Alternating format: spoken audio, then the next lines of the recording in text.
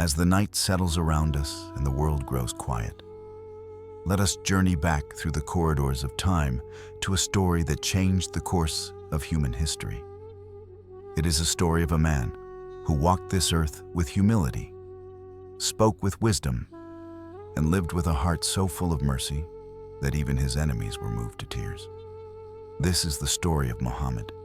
Peace and blessings be upon him, the final messenger sent by Allah to guide all of humanity. Close your eyes for a moment and imagine the vast Arabian desert, stretching endlessly under a canopy of countless stars.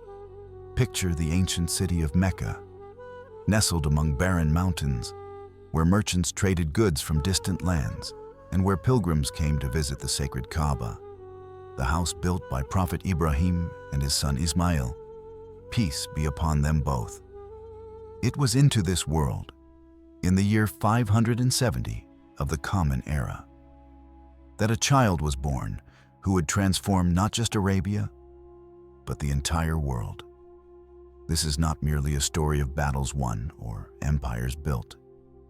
It is a story of faith tested in the fires of persecution, of patience practiced through years of hardship, of forgiveness extended to those who caused the deepest wounds.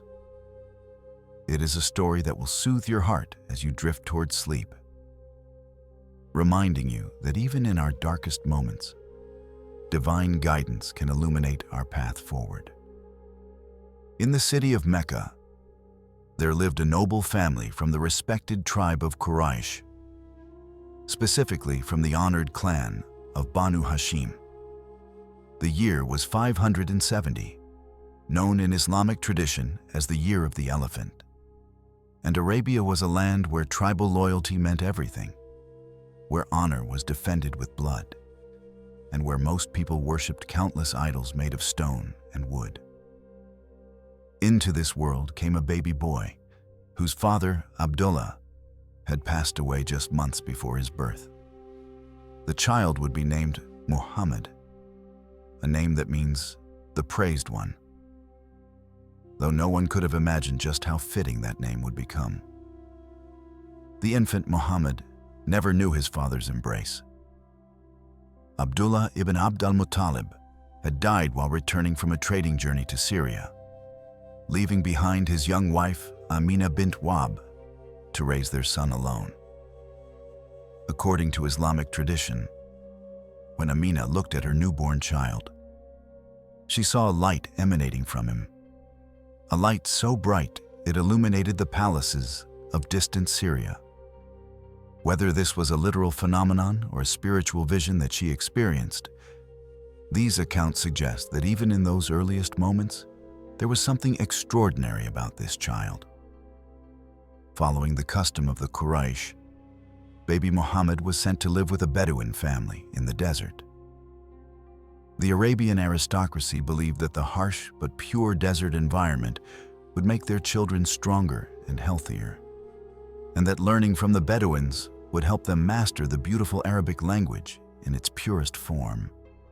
At first, no wet nurse wanted to take the orphan child, for there was little hope of financial reward from caring for a fatherless baby. But a kind woman named Halima from the Banu Sa'd tribe, who had found no other child to care for, finally accepted him. And then something remarkable happened. From the moment Halima took Muhammad into her care, blessings began to pour into her life. Her old she-camel, which had barely produced any milk, suddenly gave milk in abundance. Her thin, malnourished sheep became healthy and strong. The barren land around her tent seemed to bloom with vegetation. It was as if the very earth recognized the blessed nature of the child she was nursing. Halima and her husband marveled at these changes, and they came to love the young Muhammad as if he were their own son. Whether these blessings were coincidental or miraculous, the accounts passed down through Islamic tradition consistently describe this period as one of unexpected prosperity for Halima's family. For the first 2 years of his life, Muhammad lived with Halima's family in the open desert, breathing the clean air, learning the melodious Arabic that would later allow him to convey the Quran with unmatched eloquence. When it was time to return him to his mother, Halima begged Amina to let him stay longer, for the blessings his presence brought were undeniable. Amina agreed, and Muhammad remained in the desert until he was about 5 years old. But tragedy was waiting. When Muhammad was 6 years old, his mother Amina decided to take him on a journey to Yathrib, the city that would later be known as Medina, to visit the graves of his father and his relatives. On the return journey to Mecca, Amina fell gravely ill. In a place called Abwa, somewhere between Medina and Mecca, she passed away, leaving her young son completely orphaned. Can you imagine the pain in that small child's heart as he stood by his mother's grave, alone in the world except for his devoted servant Ayman, who wept beside him? Muhammad returned to Mecca and was taken in by his grandfather, Abd al-Muttalib, the respected leader of the Banu Hashim clan. Abd al-Muttalib loved his grandson dearly, treating him with special affection. He would often have Muhammad sit with him on his special mat near the Kaaba, a privilege he allowed no one else, not even his own sons. When others tried to move the child, Abd al-Muttalib would say, "Leave my son alone. By Allah, he has a great future ahead of him." These words, recorded in early Islamic biographies, suggest that even his grandfather sensed something special about the young orphan. But fate had more sorrow in store for young Muhammad. When he was only 8 years old, his beloved grandfather passed away. On his deathbed, Abd al-Muttalib entrusted Muhammad to the care of his son, the boy's uncle Abu Talib. Though Abu Talib was not wealthy, he welcomed his nephew with open arms and treated him with the same love and care he gave his own children. Abu Talib's wife, Fatima bint Asad, also showed Muhammad immense affection, caring for him as tenderly as a mother would. Growing up in his uncle's household, Muhammad learned what it meant to work hard and to be humble. Though Abu Talib's family was not wealthy, they were respected members of the Quraysh.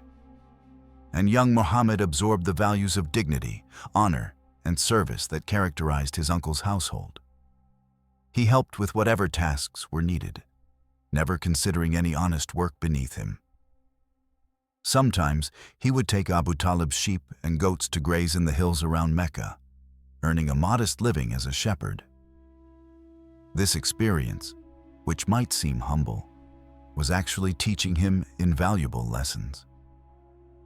In those long hours spent alone with the flock in the barren hills and valleys around Mecca, Muhammad had time to think, to observe nature, to contemplate the mysteries of existence. As he watched over his flock, protecting the weak lambs from danger, guiding the sheep to water and pasture, keeping them from wandering into dangerous terrain, he was developing the patience, the protective nature, and the gentle leadership that would later make him a shepherd of souls, guiding humanity toward the truth. Many prophets before him, including Musa and Dawood, had also been shepherds in their youth. There was something about that profession that cultivated the qualities needed for leadership and spiritual guidance. The young Muhammad also began to observe the world around him with keen awareness. He saw how the powerful exploited the weak, how the rich looked down upon the poor, how women were treated as property, how infant daughters were sometimes buried alive because they were considered a burden. He saw the endless cycle of revenge killings between tribes, where one murder would lead to counter-murder for generations. He saw the drunkenness, the gambling, the moral decay that characterized pre-Islamic Arabian society. All of this troubled him deeply, even as a young man, though he had not yet been given any divine guidance to address these issues. Even as a youth, Muhammad stood out from his peers. In a society where drinking wine, gambling, and immoral behavior were commonplace, he remained pure and upright. He never touched alcohol, never worshipped idols, never engaged in the wild parties and questionable activities that other young men his age pursued. When his friends would gather for drinking parties or to gamble, Muhammad would decline, not in a preachy or judgmental way, but simply saying it wasn't for him. They respected him for this, even if they didn't understand why he was different. There was something about him, something in his bearing, in his speech, in the way he treated people, that made others trust him instinctively. He was known for his honesty in all dealings, returning items left in his trust, keeping his promises no matter how difficult, and always speaking the truth even when a lie would have been more convenient. His honesty was so well known that people began calling him Al-Amin, the trustworthy one, and Al-Sadiq, the truthful one. These weren't just polite titles. They reflected a genuine recognition of his character that was acknowledged even by those who would later become his bitter enemies. When disputes arose among the Meccans, they would often ask Muhammad to arbitrate, knowing that his judgment would be fair and honest. He had an unusual ability to see different perspectives, to find solutions that honored everyone's dignity, and to speak truth without causing unnecessary offense. People from all walks of life, from the wealthy merchants to the poorest members of society, felt comfortable approaching him with their concerns. He would listen carefully, ask thoughtful questions, and offer advice that was both wise and practical. One famous incident from his youth perfectly illustrates this. When Muhammad was about 35 years old, the Quraysh decided to rebuild the Kaaba, which had been damaged by floods. When the time came to place the sacred black stone back in its corner, all the clans of Quraysh began arguing about who would have the honor of setting it in place. The dispute grew so heated that it nearly led to bloodshed. Finally, one wise elder suggested that they should let the next person to enter through the gate make the decision. That person happened to be Muhammad. When the people saw him, they cried out with relief, "It is Al-Amin. We accept his judgment." Muhammad solved the problem with beautiful wisdom. He asked for a large cloth to be brought, placed the black stone in its center, and asked representatives from each clan to hold the edges of the cloth. Together, they carried the stone to its place, and then Muhammad himself set it in position. Everyone's honor was preserved, and what could have been a violent conflict was resolved peacefully. This incident showed not only Muhammad's natural wisdom, but also the deep respect that the people of Mecca had for him, even before he became a prophet. As Muhammad grew into young adulthood, his reputation for honesty and reliability spread throughout Mecca. Though he had lost both parents and was raised without inherited wealth, his good character was worth more than gold in the eyes of those who knew him. When he accompanied his uncle Abu Talib on trading journeys to Syria, merchants and travelers alike remarked on the young man's integrity and the peaceful aura that seemed to surround him. One story tells of a Christian monk named Bahira, who met the young Muhammad during one of these journeys. When Bahira saw certain signs that he recognized from his religious texts, he reportedly told Abu Talib, "Take your nephew back to Mecca and guard him carefully, for if certain people see what I have seen in him, they will harm him." Whether this monk truly prophesied Muhammad's future, or whether this account was embellished over time, is something scholars debate, but it remains part of the traditional narrative of Muhammad's early life. In Mecca, there lived a wealthy and respected widow named Khadijah bint Khuwaylid. She was a successful merchant, managing her own trading caravans at a time when few women held such positions of power and independence. Khadijah had heard of Muhammad's reputation for honesty and trustworthiness, and she needed someone reliable to manage her trade caravan to Syria. She offered him employment, and Muhammad, needing to support himself and contribute to his uncle's household, accepted. The journey to Syria was remarkably successful. Muhammad's servant, Seerah, who accompanied him, was amazed by his employer's character and business acumen. According to tradition, Seerah reported back to Khadijah that Muhammad was unlike any man he had ever known, conducting business with perfect integrity and fairness. The profits from the journey were exceptional. But what impressed Khadijah more was the report of Muhammad's character. Khadijah began to think about Muhammad in a different light. Here was a man of impeccable character, honest in all his dealings, kind to all he met, and respected by everyone who knew him. Though she was a woman of high social standing and considerable wealth, and though she had rejected many marriage proposals from prominent Meccan men, she found herself drawn to this orphaned young man who had nothing but his good character to recommend him. Through a friend named Nufaisa, Khadijah sent a marriage proposal to Muhammad. According to the most widely accepted historical accounts, Khadijah was about 40 years old at this time, while Muhammad was around 25. Some modern scholars have suggested she may have been younger, perhaps 28, based on certain historical analyses. But the traditional sources from the earliest Islamic historians consistently mention her being around 40. Regardless of her exact age, what mattered was the meeting of two noble souls who would support each other through years of both joy and hardship. When Nufaisa approached Muhammad with Khadijah's proposal, he was reportedly both surprised and honored.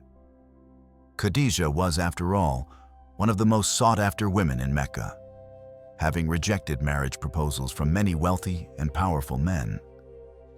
That she would choose him, an orphan with no great wealth or inherited status, spoke volumes about her character and her values. She saw beyond superficial measures of worth to the true quality of a person's soul. Muhammad consulted with his uncles, who were pleased with the proposal. They recognized that Khadijah was a woman of exceptional character and that this would be a good match for their nephew.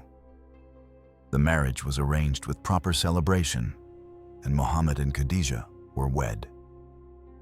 It was a union based on mutual respect, admiration, and love. In their marriage, they found not just companionship, but true partnership. Khadijah was not simply a wife in the traditional sense. She was Muhammad's closest confidant, his strongest supporter, and his dearest friend. From the very beginning, their relationship was characterized by open communication, mutual consultation, and deep affection. Muhammad would discuss his thoughts and concerns with Khadijah, seeking her wise counsel. She, in turn, admired his character and supported his contemplative nature. When he felt troubled by the state of society, she would listen and encourage him. When he needed solitude for reflection, she understood and gave him space. Their marriage was a sanctuary of peace and love in an often harsh and brutal world. Their marriage was blessed with children, though it was also marked by heartbreak. With Khadijah, Muhammad had two sons, Qasim and Abdullah, both of whom tragically died in infancy, as well as four daughters, Zainab, Ruqayya, Kulthum, and Fatima. Years later, after Khadijah's death, Muhammad would have another son, Ibrahim, with Maria al-Qibtiyya. But he too would pass away in early childhood. The loss of their sons brought them great sorrow, but it also drew them closer together in their shared grief. In each other, they found comfort and strength. Their daughters grew up in a household characterized by love, respect, and devotion to Allah. Khadijah managed her business affairs with skill, and Muhammad assisted her while also engaging in his own trade. They were partners in every sense of the word. The wealth that Khadijah had accumulated was used generously for charitable purposes. She and Muhammad would help the poor, assist orphans, feed the hungry, and support those in need. Their home was known as a place where the destitute could find help and where the troubled could find a listening ear. For 25 years, Muhammad and Khadijah lived together in Mecca, their bond growing stronger with each passing year. Khadijah never doubted Muhammad, never questioned his integrity, never gave him reason to worry about her loyalty or support. In an age when men commonly took multiple wives, Muhammad remained devoted solely to Khadijah throughout their marriage.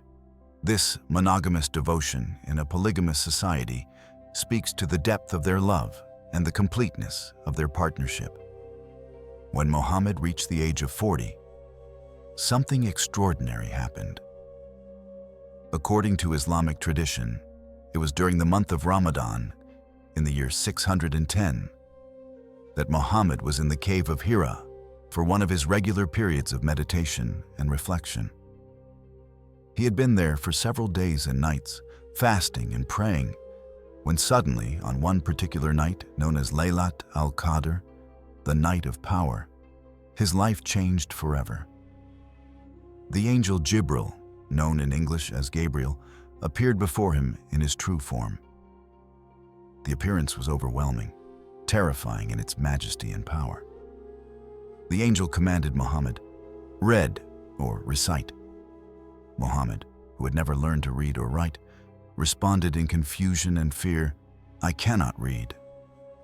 The angel embraced him tightly, so tightly that Muhammad felt as though all the breath was being squeezed from his body. Then the angel released him and commanded again, "Read." Again Muhammad answered, "I cannot read." This happened 3 times, each embrace more intense than the last, until finally the angel recited the first words of what would become the Quran. "Read in the name of your Lord who created man from a clinging substance. Read, and your Lord is the most generous, who taught by the pen, taught man that which he knew not." These were the first verses of Surah Al-Alaq, the beginning of a revelation that would continue for 23 years and transform not just Muhammad's life, but the entire course of human history. Muhammad returned home, trembling and frightened, uncertain of what had happened to him. He rushed to Khadijah and said, "Cover me! Cover me!" She wrapped him in a cloak and held him until his fear subsided. When he had calmed enough to speak, he told her everything that had happened in the cave. Khadijah's response in that moment was remarkable. She did not doubt him, did not question his sanity, did not dismiss his experience. Instead, she said words that must have brought him immense comfort. "Rejoice, O dear husband. By Allah, He will never disgrace you. You maintain family ties. You speak the truth. You bear people's burdens. You help the destitute. You serve your guests generously. And you help people when calamity befalls them." She then took him to see her cousin, Waraka ibn Nawfal, an elderly man who had studied the scriptures of Jews and Christians and had converted to Christianity. When Waraka heard Muhammad's description of what had happened, he exclaimed, "This is the same angel that Allah sent to Moses. I wish I could be young again. I wish I could be alive when your people drive you out." Muhammad, surprised, asked, "Will they really drive me out?" Waraka answered, "Yes. No one has ever brought what you are bringing without being treated with hostility. If I live to see that day, I will support you strongly." These words proved prophetic. The revelation that Muhammad received that night in the Cave of Hira was just the beginning. It marked the start of his prophethood, his mission to call humanity back to the worship of the one God, and the establishment of a way of life that would honor justice, mercy, and compassion. After the first revelation, there was a period of silence, a pause in the revelations that caused Muhammad great distress. He returned to the Cave of Hira, hoping to receive more guidance, fearing that perhaps he had done something wrong. Then, after some time, the revelations resumed, and Muhammad received the command to begin warning people, to call them to the truth. At first, Muhammad began his mission quietly, speaking privately to those closest to him. Khadijah was the first to believe in him, immediately accepting that he was indeed a prophet of Allah. Her faith never wavered, not for a single moment. She devoted her considerable wealth to supporting the spread of Islam, using her resources to help feed and clothe the growing community of believers. Then came Ali, Muhammad's young cousin who was living in his household.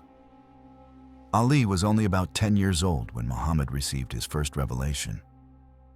But the young boy listened carefully to what his older cousin told him about the message from Allah, and he believed without hesitation. Throughout his life, Ali would recall that he never worshipped idols, having accepted Islam before he was old enough to be indoctrinated into the pagan practices of the Quraysh.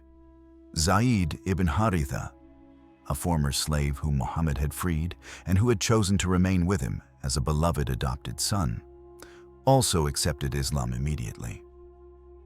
Zayd's loyalty to Muhammad was absolute, born of deep gratitude and love for the man who had not only freed him, but treated him as a son.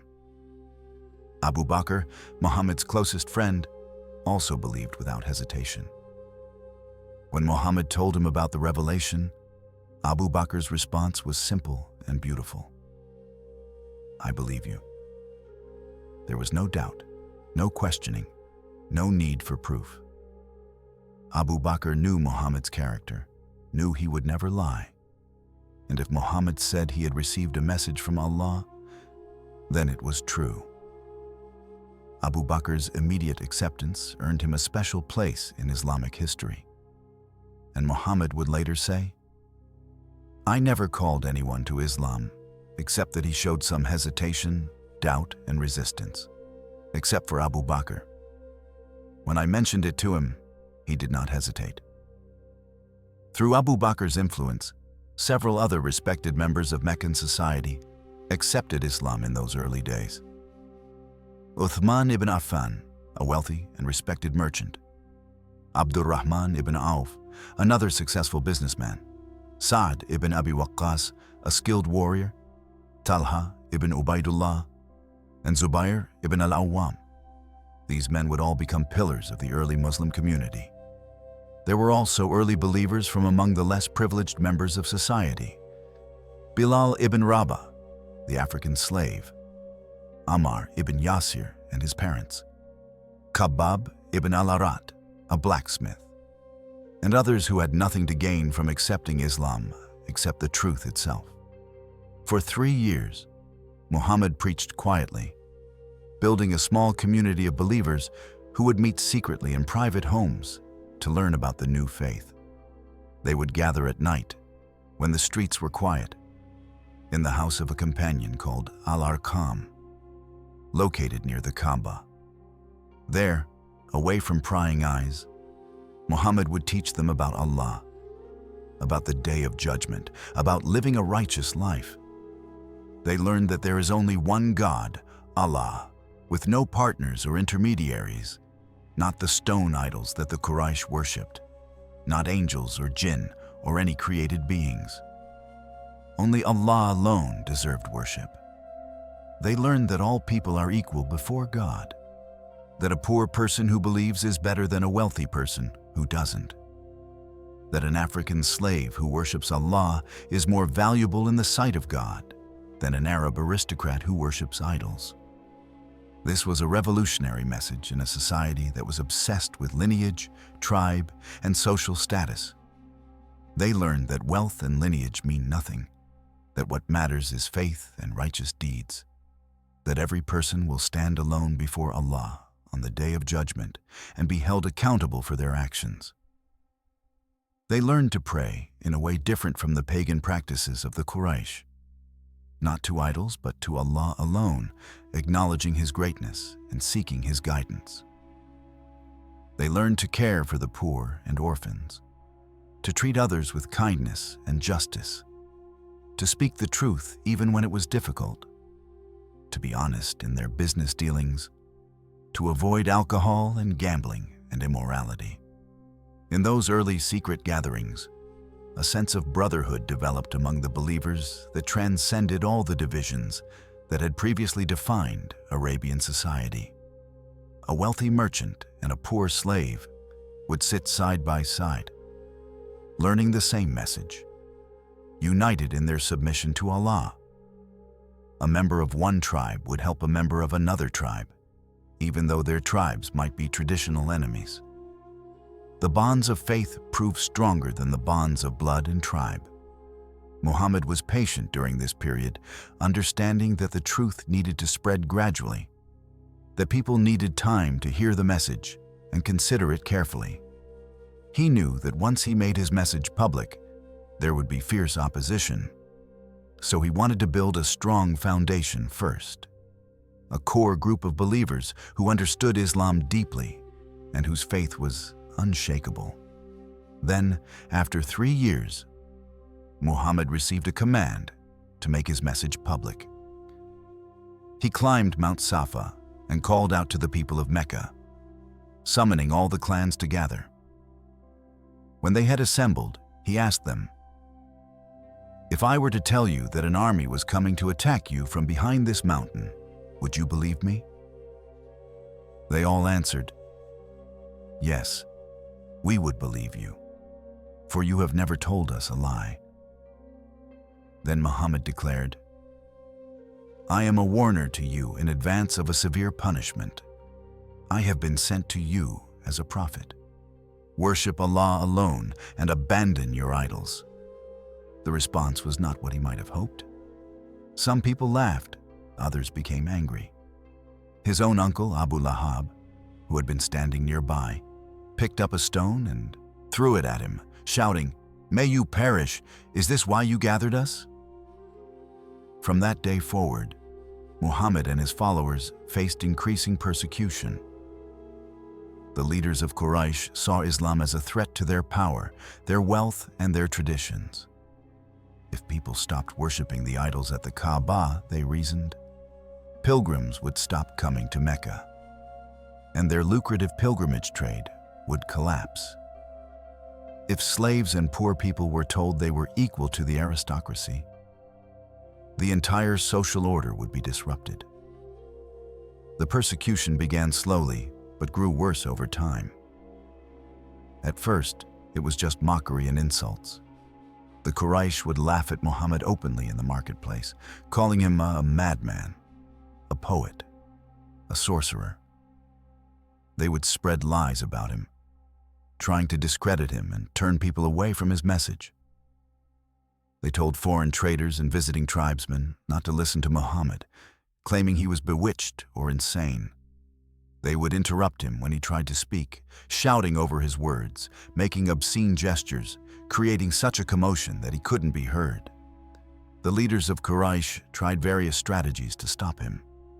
They went to Abu Talib, Muhammad's uncle and protector, and complained, "Your nephew is insulting our gods, calling our ancestors fools, saying our religion is false. Make him stop or remove your protection from him." Abu Talib loved his nephew deeply and tried to find a middle path. He spoke to Muhammad, not demanding that he stop, but asking if there was any way to reduce the tension. Muhammad's response was absolute. "Oh, uncle, by Allah, if they put the sun in my right hand and the moon in my left to make me abandon this message, I would not abandon it until Allah makes it victorious or I die for it." Then the Quraysh tried bribery. They sent a delegation to Muhammad with an offer: wealth, power, marriage to the most beautiful women, even kingship over Mecca if only he would stop preaching against their gods. They didn't even demand that he stop worshiping Allah, just that he stop criticizing their idols and allow people to worship however they wished. But Muhammad refused every offer. explaining that he had not brought this message for personal gain and could not compromise the truth for any worldly benefit.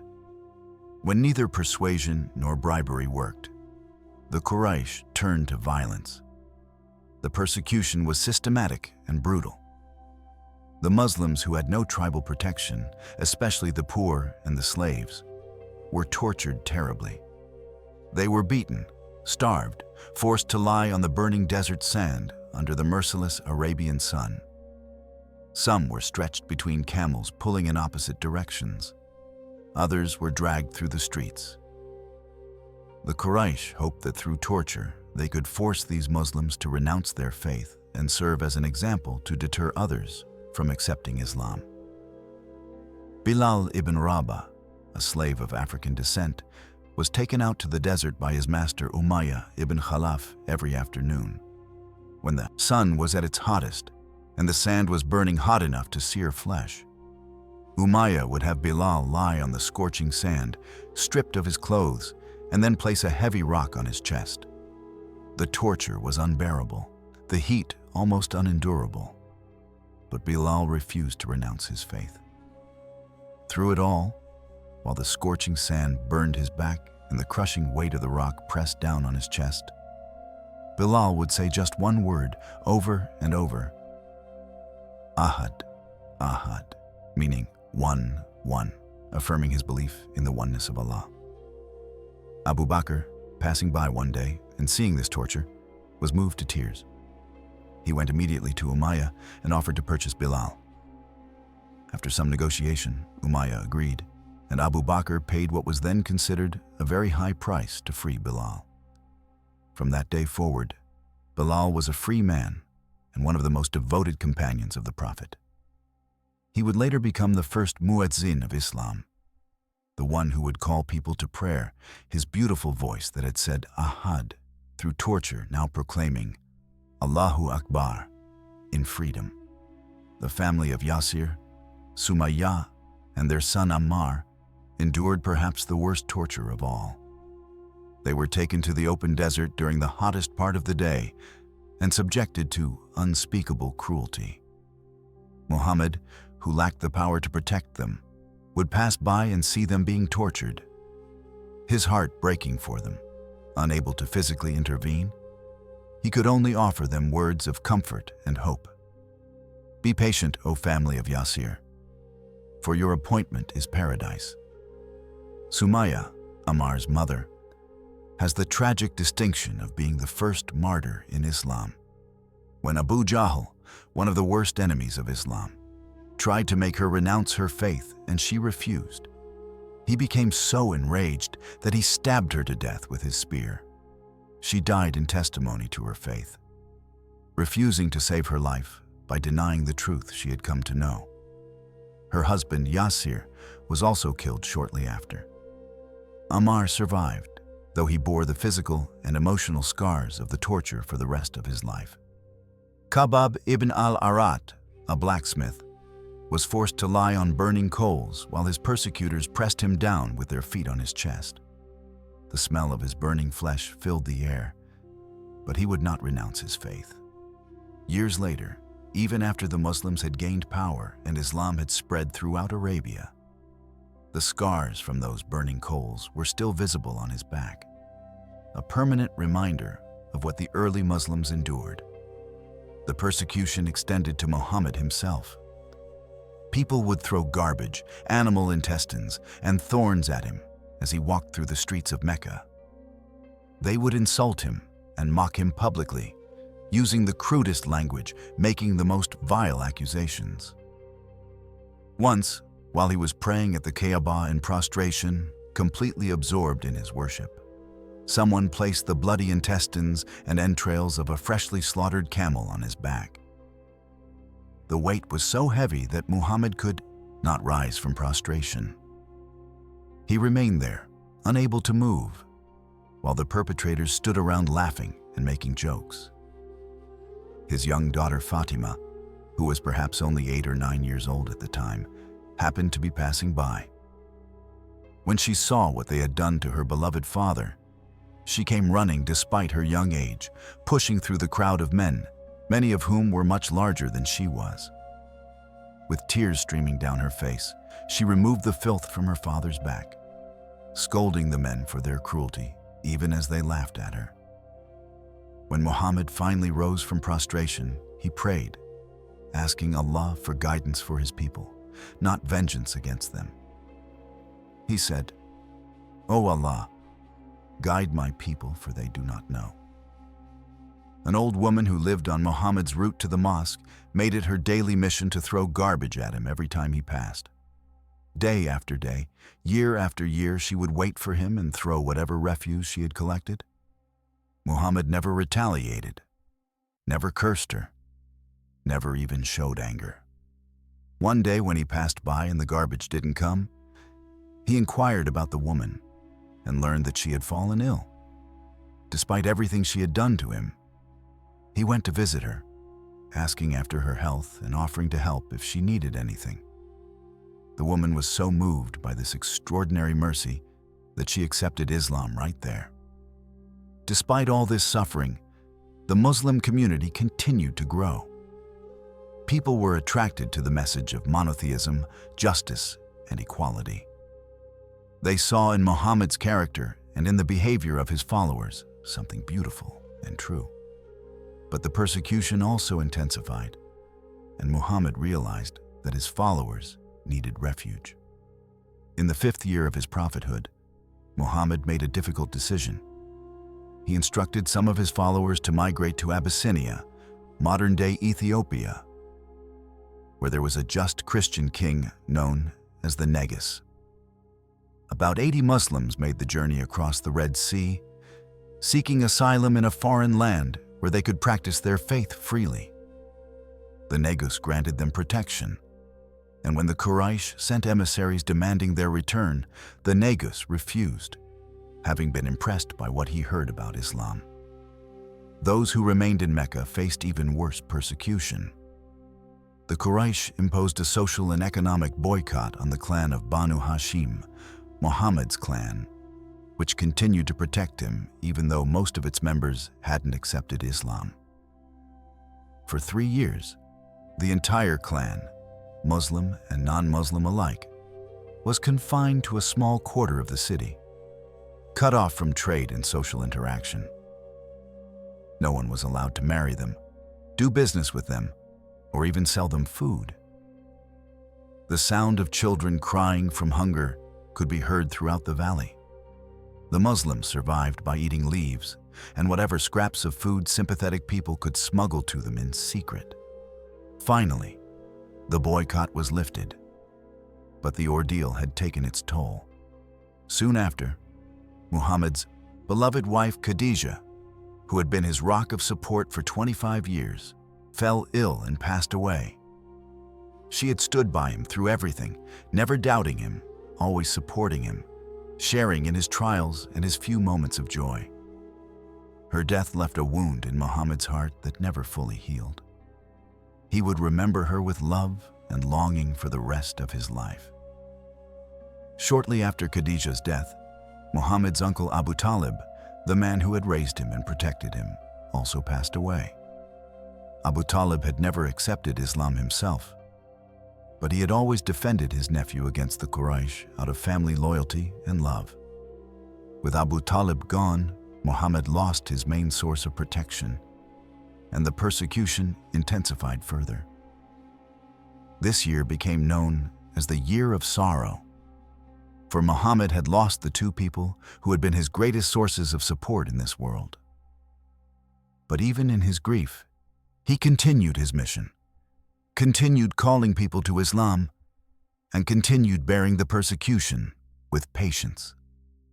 In his search for new converts and allies, Muhammad decided to travel to the nearby city of Taif, hoping that its people might be more receptive to his message than the Meccans had been. He took with him Zayd ibn Haritha and walked the long distance to Taif, a journey of about 60 miles through mountainous terrain. But the people of Taif were even crueler than the Meccans. The tribal leaders not only rejected his message, but mocked him viciously. Then they incited the children and the foolish among them to chase Muhammad and Zayd out of the city, throwing stones at them. Muhammad was struck by so many stones that his feet bled, his sandals filling with blood. Zayd tried to shield him, taking many of the stones himself. They finally found refuge in an orchard owned by two Meccan men, Utbah and Shayba. There, exhausted, bleeding, and heartbroken, Muhammad raised his hands and made one of the most beautiful prayers in Islamic history. He did not ask for revenge on those who had harmed him. Instead, he prayed, "O Allah, to you I complain of my weakness, my scarcity of resources, and my lowliness before people.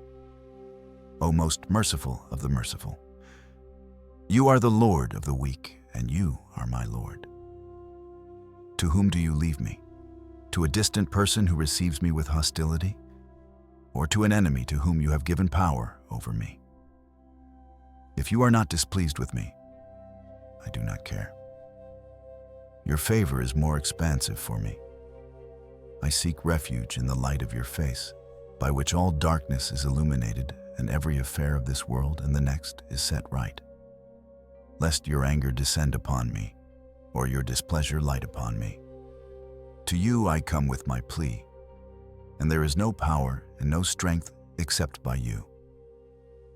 It is said that the angel Jibril appeared to Muhammad at that moment and informed him that Allah had sent the angel of the mountains, who could crush the city of Taif between the surrounding mountains if Muhammad wished. But Muhammad, in his infinite mercy, refused. He said, "No, I hope that Allah will bring forth from their descendants people who will worship Allah alone without associating anything with Him." Even in his moment of greatest pain and humiliation, Muhammad's concern was not for revenge, but for guidance, not for punishment, but for the possibility of future generations accepting the truth. It was during this difficult period, according to Islamic tradition, that one of the most miraculous events in Muhammad's life occurred: the night journey and ascension, known as Isra and Miraj. One night, the angel Jibril came to Muhammad while he was resting near the Kaaba and transported him on a heavenly creature called Al-Buraq to the farthest mosque, which Muslims identify as Al-Aqsa in Jerusalem. This journey, covering hundreds of miles, occurred in a miraculous instant. From Jerusalem, Muhammad ascended through the seven heavens, meeting the prophets who had come before him: Adam, Yahya, John, Isa, Jesus, Yusuf, Joseph, Idris, Enoch, Harun, Aaron, Musa, Moses, and Ibrahim, Abraham, peace be upon them all. Each prophet welcomed him and acknowledged him as a brother and the final prophet. Finally, Muhammad was brought to the divine presence itself, where he received the command that Muslims should pray 5 times a day. This would become one of the 5 pillars of Islam, a direct gift from that miraculous night. When Muhammad returned and told the Quraysh about his night journey, most of them mocked him even more intensely. "He's completely lost his mind now," they said, claiming to have traveled to Jerusalem and back in a single night, claiming to have ascended to the heavens. But when Abu Bakr heard about it, he said simply, "If Muhammad said it, then it is true." For this unwavering faith, Abu Bakr earned the title As-Siddiq, the truthful one. As the persecution in Mecca intensified, and it became clear that the Quraysh were plotting to kill Muhammad, Allah prepared a way out. In the city of Yathrib, located about 250 miles north of Mecca, there were several Arab tribes who had heard about Muhammad and his message. Some of them made a journey to Mecca during the annual pilgrimage season and met with Muhammad secretly. They listened to his message and were moved by it. Unlike the Quraysh, these people were seekers of truth, and they saw in Islam something pure and beautiful. Over the course of 2 years, delegations from Yathrib came to meet with Muhammad, and at the second meeting, known as the Pledge of Aqaba, 73 men and 2 women from Yathrib formally pledged their allegiance to Muhammad and invited him to come and live in their city. They promised to protect him as they would protect their own families. This was the opportunity the Muslims had been waiting for. Muhammad began instructing his followers to migrate to Yathrib in small groups so as not to attract the attention of the Quraysh. Over the course of several weeks, most of the Muslims quietly slipped away from Mecca, leaving behind their homes, their businesses, and most of their possessions. They were willing to sacrifice everything for the sake of their faith. The Quraysh, realizing that the Muslims were escaping and fearing that Muhammad would establish a base of power elsewhere, held an emergency meeting. They devised a plot. They would select one young man from each clan, and these men would simultaneously attack and kill Muhammad in his sleep. This way, the guilt would be distributed among all the clans, and the clan of Banu Hashim would not be able to demand blood revenge from a single clan. But Allah informed Muhammad of the plot through revelation. On the night the assassins surrounded his house, Muhammad asked Ali to sleep in his bed, covered with Muhammad's green cloak. Ali, though he was still a young man, agreed without hesitation, willing to sacrifice his own life to save the Prophet. While the assassins waited outside for dawn, Muhammad slipped out of the house, miraculously passing right by them without being seen, and made his way to the house of Abu Bakr. The 2 men then set out together on foot, heading in the opposite direction from Yathrib to confuse their pursuers. They took refuge in a cave called Thar, located in a mountain south of Mecca. The Quraysh, discovering that Muhammad had escaped, sent search parties in every direction, offering a huge reward for his capture, dead or alive. The searchers came so close to the cave that they stood right at its entrance. Inside, Abu Bakr whispered to Muhammad, "O Messenger of Allah, if any one of them looks down at their feet, they will see us." But Muhammad, his faith unshaken, replied with words that have become famous among Muslims. "O Abu Bakr, what do you think of 2 when Allah is their third?" At that moment, according to Islamic tradition, Allah caused a spider to quickly spin a web across the entrance of the cave and caused a dove to nest there, making it appear as though no one had entered the cave in a very long time. The searchers, seeing this, moved on without investigating further. After 3 days in hiding, when the search had died down, Muhammad and Abu Bakr hired a guide and set out on the journey to Yathrib, traveling by a less used route.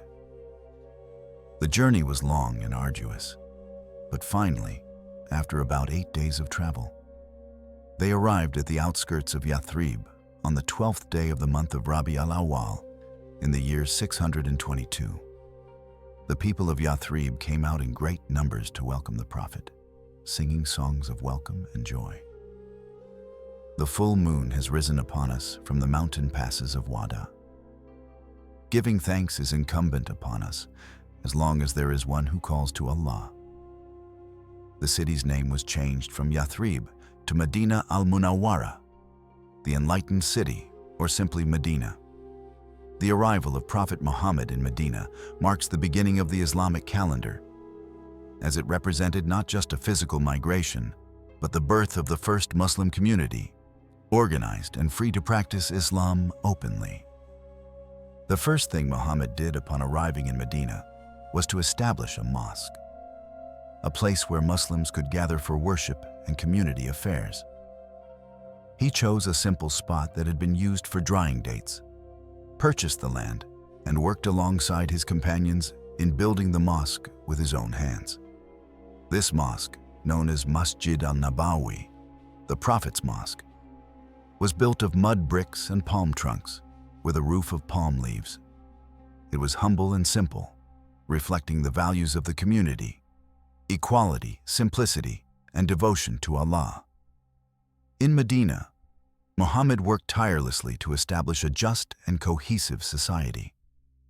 One of his first acts was to pair each muhajir, a Muslim migrant from Mecca, with an Ansari, a Muslim from Medina, establishing a bond of brotherhood between them.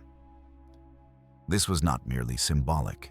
The Ansar shared their homes, their wealth, and their resources with the Muhajirun, treating them as true brothers. Some Ansar even offered to divide their property in half and give one half to their Muhajir brothers.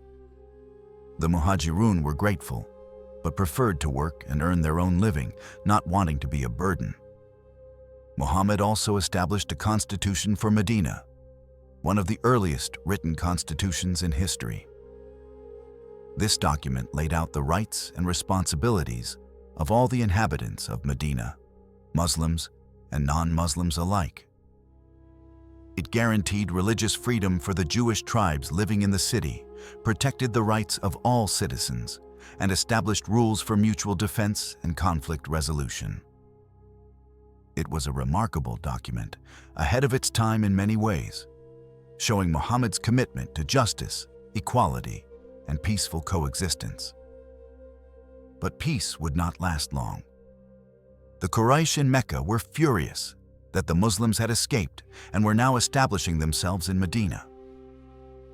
They seized the property that the Muhajirun had left behind, and they began planning military action against the new Muslim community.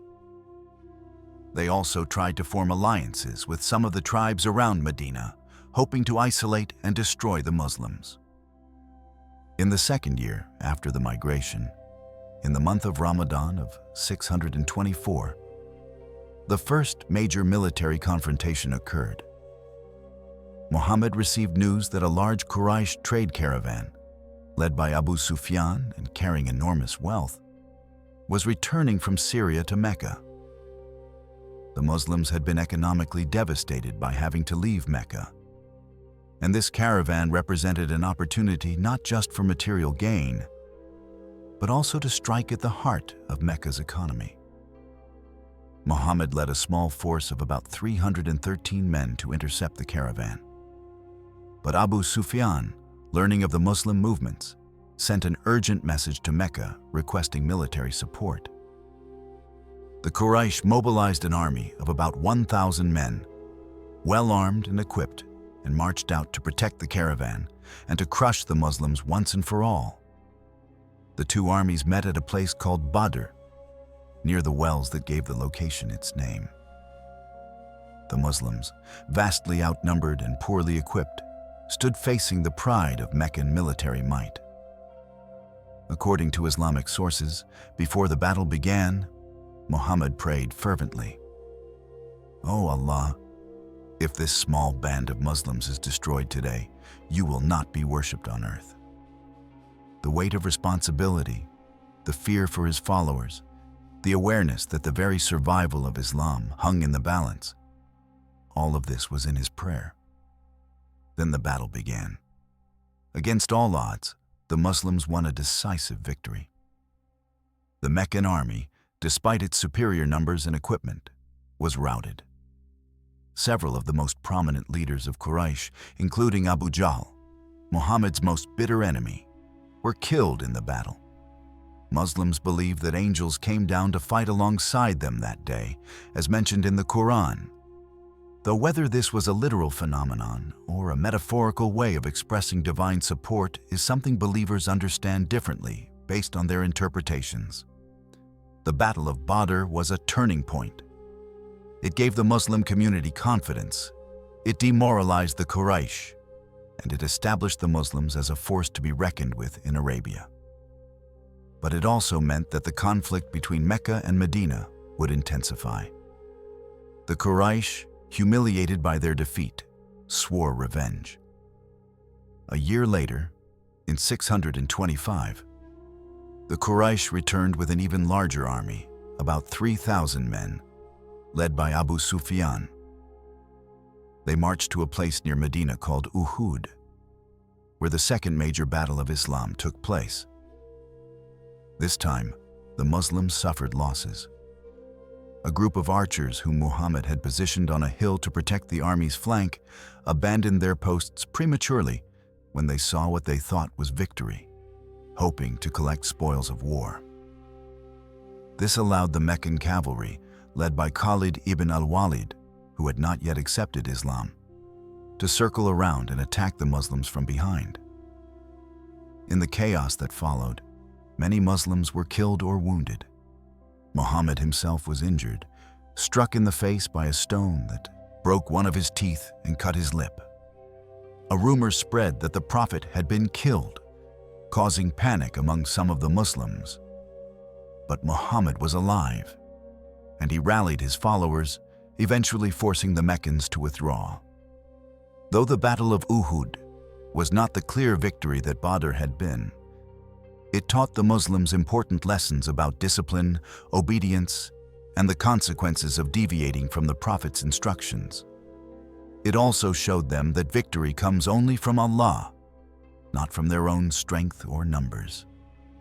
2 years after Uhud, in 627, the Quraysh made one final attempt to destroy the Muslim community.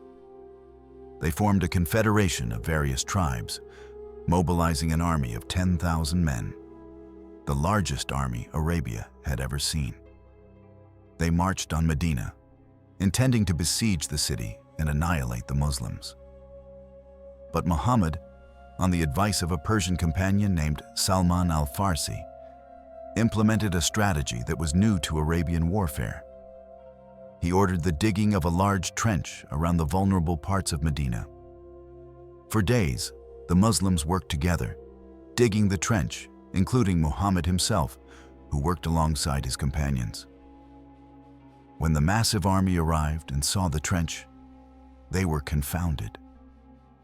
They couldn't cross it easily, and they hadn't brought siege equipment for a prolonged campaign. The siege lasted several weeks.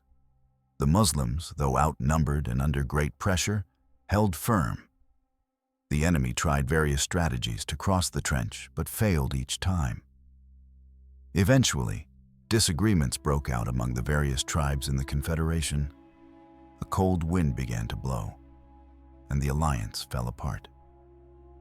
The army withdrew, and the Muslims had survived what became known as the Battle of the Trench, or the Battle of the Confederates.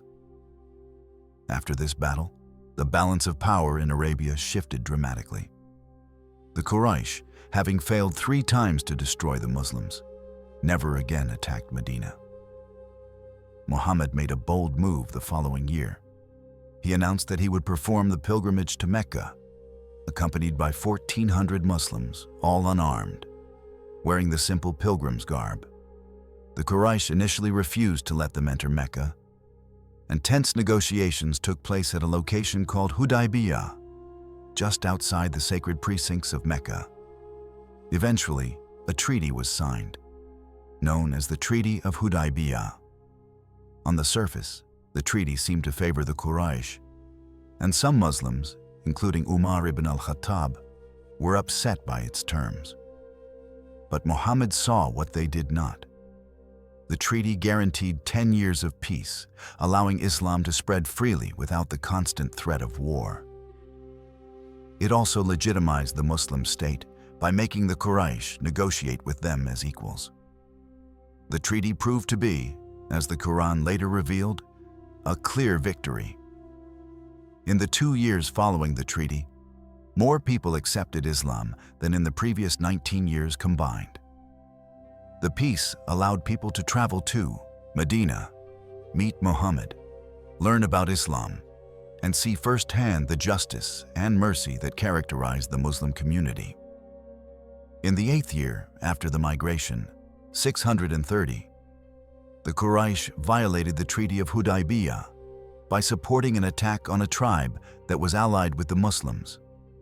This breach of treaty gave Muhammad the justification he needed to march on Mecca. He gathered an army of 10,000 men, the largest Muslim force assembled to date, and set out for his birthplace. The march was conducted with such secrecy and speed that the Quraysh learned of it only when the Muslim army was already camping just outside Mecca. Abu Sufyan, realizing that resistance would be futile and result in the destruction of Mecca, went out to meet Muhammad and accepted Islam, along with many other Meccan leaders. Muhammad gave orders that there should be no fighting unless the Meccans resisted. He declared that anyone who entered their home and shut their door would be safe. Anyone who entered the house of Abu Sufyan would be safe, and anyone who laid down their arms would be safe. The message was clear. This was not a conquest of revenge, but of mercy. On the 20th day of Ramadan, in the year 8 after the migration, Muhammad entered Mecca peacefully.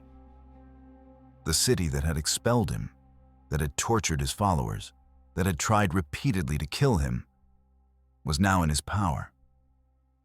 He had every right, by the customs of the time, to exact revenge, to order executions, to punish those who had wronged him. Instead, standing at the Kaaba, Muhammad addressed the gathered Meccans. "O people of Quraysh, what do you think I am going to do with you?" They answered, "Good. You are a noble brother and the son of a noble brother." Muhammad declared, "I say to you what the Prophet Yusuf said to his brothers. No blame will there be upon you today. May Allah forgive you, for He is the most merciful of the merciful. Go, for you are free." This general amnesty, granted to people who had been his bitter enemies, was one of the most remarkable acts of forgiveness in human history. A few individuals who had committed particularly heinous crimes were exempted, but most of them were later pardoned as well when they sought forgiveness. The people of Mecca, witnessing this incredible mercy, entered Islam in large numbers. Muhammad then entered the Kaaba and destroyed all the idols within it, over 360 of them, reciting the Quranic verse, "Truth has come, and falsehood has departed." Indeed, falsehood is bound to depart. The Kaaba was purified and restored to its original purpose as a house of worship for the one God, as it had been when built by Ibrahim and Ismail. After the conquest of Mecca, most of Arabia accepted Islam. Delegations came from all over the peninsula to pledge allegiance to Muhammad and learn about Islam. The religion that had begun with one man alone in a cave was now embraced by thousands, then tens of thousands. But Muhammad never let success go to his head. He continued to live simply, to serve his community, to teach his followers by his example. In the 10th year after the migration, 632, Muhammad performed his first and only Hajj as a Muslim, bringing with him over 140,000 Muslims. This pilgrimage became known as the Farewell Pilgrimage because it would be his last. On the 9th day of the month of Dhul Hijjah, standing on the plain of Arafat, Muhammad delivered his final sermon to the assembled believers. In that sermon, he reminded them of the core principles of Islam: the equality of all people regardless of race or tribe, the sanctity of life and property, the rights of women, the prohibition of usury and revenge killings, the importance of clinging to the Quran and his teachings. He asked 3 times, "Have I conveyed the message?" And each time, the Muslims answered with one voice, "Yes, you have." Muhammad then raised his hands to the sky and said, "O Allah, bear witness." It was during this pilgrimage that the final verse of the Quran was revealed. "Today, I have perfected your religion for you, completed my favor upon you, and chosen Islam as your religion." The message was complete, the religion was perfected, and Muhammad's mission was nearing its end. After returning to Medina, Muhammad became ill. He developed a severe fever and headaches. For several days, he tried to lead the prayers despite his illness, but eventually, he became too weak. He asked Abu Bakr to lead the prayers in his place, a subtle indication of who should succeed him as the leader of the Muslim community. On the final day of his life, despite his severe illness, Muhammad felt slightly better in the morning. He came to the mosque and stood at the door, looking at his beloved companions praying behind Abu Bakr. A smile came to his face, the last smile witnesses would see from him. Abu Bakr, noticing the Prophet's presence, began to step back, thinking Muhammad wanted to lead the prayer. But Muhammad gestured for him to continue. He stood there for a moment, watching the community he had built, the people he had taught, united in worship of Allah. And then he quietly returned to his room. The fever intensified throughout the day. He was lying in the apartment of his wife Aisha, his head resting in her lap. She would later describe how she felt him grow heavier as his strength faded. His eyes were fixed upward toward the ceiling, and his lips moved in prayer. His last words, witnesses reported, were, rather, the highest companion in paradise.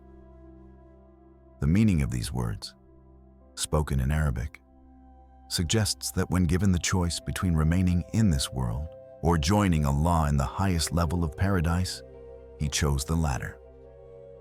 Then, at midday, as the sun reached its zenith in the sky over Medina, Muhammad, the messenger of Allah, the seal of the prophets, peace and blessings be upon him, breathed his last breath.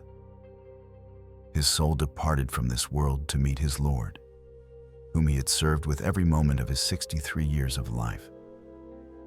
The news spread through Medina like wildfire. People were in shock, unable to believe that the Prophet had truly died. Some, like Umar, refused to accept it, insisting that the Prophet had only gone to meet his Lord temporarily and would return. But Abu Bakr, with the wisdom and steady faith that had always characterized him, entered the room where Muhammad lay, kissed his forehead, and then went out to address the people. "O people," Abu Bakr declared, his voice shaking with emotion but firm with faith. "Whoever worshipped Muhammad, let him know that Muhammad has died. But whoever worshipped Allah, let him know that Allah lives and never dies. Allah says in the Quran, Muhammad is only a messenger. Messengers have passed away before him. If he should die or be killed, will you turn back on your heels?" Those words brought the people back to reality. Yes, the beloved Prophet had left them, but the faith he brought would never die. The message was complete, the example was set, and the community was established. Now it was up to them to carry forward what he had built. As we reach the end of our journey through the life of Prophet Muhammad, peace and blessings be upon him, let us reflect on what this remarkable life teaches us. Here was a man who was orphaned before he could walk, who grew up without wealth or worldly power, who spent his youth as a simple shepherd and merchant. Yet through his connection with Allah, through his unwavering faith, his impeccable character, and his tireless efforts, he transformed not just Arabia, but the entire course of human history. Think about what he accomplished in just 23 years of prophethood. He took a society mired in ignorance, violence, and idol worship, and transformed it into a community based on justice, mercy, and the worship of the one God. He elevated the status of women, protected the rights of orphans and the poor, banned the exploitation of the weak, and established a system of governance that was unprecedented in its fairness and inclusivity. He faced persecution with patience, responded to hatred with love, answered cruelty with mercy, and met betrayal with forgiveness. When he had the power to take revenge on those who had wronged him terribly, he chose instead to pardon them. When he could have used his position as a prophet to amass wealth and power for himself and his family, he chose to live in poverty and simplicity. When he could have rested on his achievements, he continued to serve his community, teaching, guiding, and caring for people until his final breath. The Prophet Muhammad left behind no worldly treasures, no palaces or fortunes. What he left was something far more valuable, a complete way of life, preserved in the Quran and his authentic teachings, that has guided over 1.5 billion people across 14 centuries. His example shows us how to be good parents, good spouses, good neighbors, and good citizens. His teachings show us how to conduct business honestly, how to resolve conflicts peacefully, how to seek knowledge, and how to worship Allah with devotion. His mercy extended to all of creation. He taught kindness to animals, forbidding their cruel treatment. He taught environmental conservation, instructing that even during war, trees should not be cut and water sources should not be poisoned. He taught that even one's enemies should be treated humanely, that prisoners of war have rights, that the elderly, children, and non-combatants must never be harmed. But perhaps most remarkable is how he managed to maintain his humility and his closeness to Allah throughout his life. Despite receiving divine revelation, despite performing miracles, despite being granted victory and establishing a state, he never claimed to be anything more than a human being and a messenger. He never asked people to worship him or to make statues of him. He insisted that all glory and worship belonged to Allah alone. "I am only a human being like you," he would say. "It is revealed to me that your God is one God. So take a straight path to him and seek his forgiveness." He made mistakes, received divine correction through revelation, and showed us that being a prophet doesn't mean being infallible in every action, but rather being sincere in devotion and willing to submit to Allah's guidance. The Prophet Muhammad's legacy lives on in every Muslim who follows his teachings, in every mosque where his words are recited, in every heart that finds peace through the faith he conveyed. His message was for all of humanity, not just for Arabs or for the people of his time, but for every person in every age who seeks truth, justice, and connection with their Creator.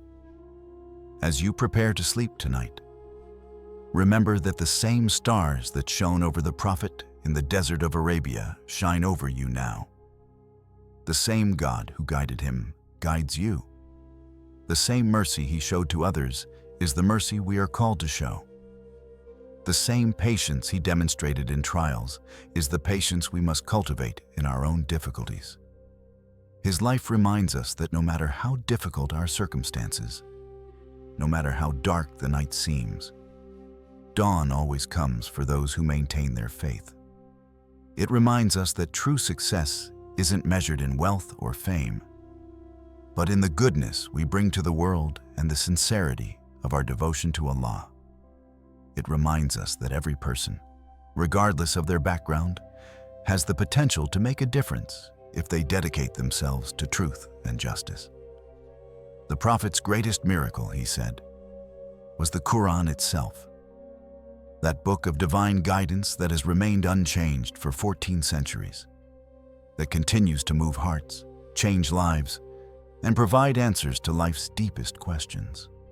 As you drift off to sleep, perhaps you might reflect on a verse from that miraculous book, or on one of the Prophet's beautiful sayings, letting those words be the last thoughts that occupy your mind before you enter the realm of dreams.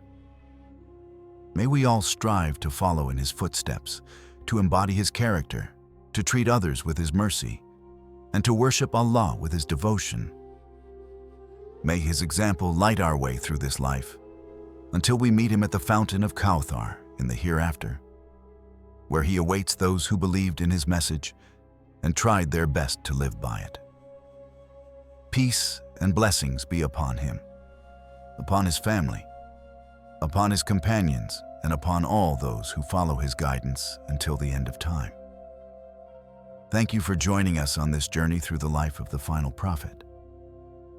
If this story has touched your heart, please share it with others. Like, subscribe, and leave a comment sharing your thoughts. May you sleep with peace in your heart and wake with gratitude for the guidance we've been given. Good night, and may Allah's peace be upon you all.